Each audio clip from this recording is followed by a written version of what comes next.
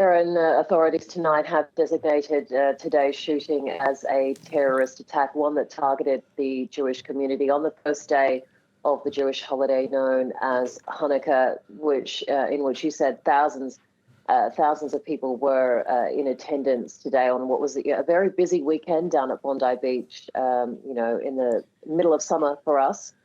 And a weekend. So lots of people out and about. We know that 12 people were killed, including one of the gunmen.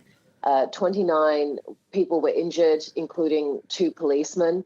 And we know that one of the alleged shooters has been taken into custody and is believed to be in a critical condition. Now, police are investigating whether there was a third shooter involved, but that has not yet been confirmed. Authorities also mentioning that they found an explosive device in a vehicle linked to one of the shooters, and that is also currently being investigated.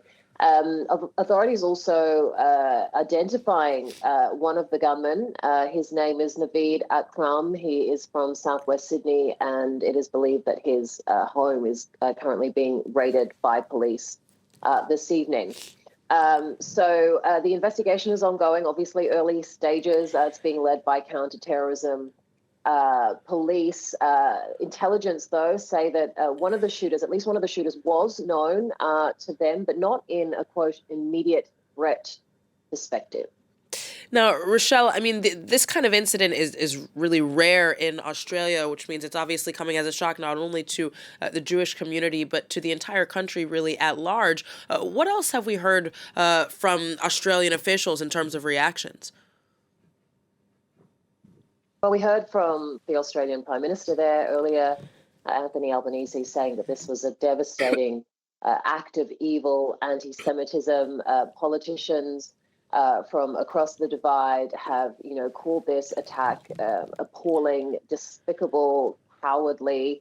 The New South Wales Premier, Chris Minns, hailed one bystander as a hero for who he put himself in harm's way. There's this footage of this apparent bystander wrestling one of the shooters, wrestling the gun off him, disarming him, and again putting himself in harm's way. So both Chris Minns and Anthony Albanese, the Australian Prime Minister, hailing the bravery of some of these people who stepped in to in an attempt to prevent more bloodshed.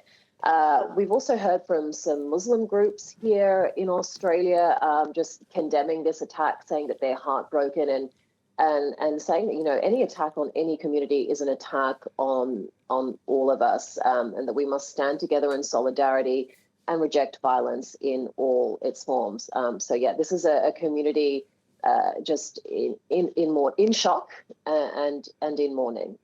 Richelle Harrison, our correspondent in Sydney, Australia, thank you very much.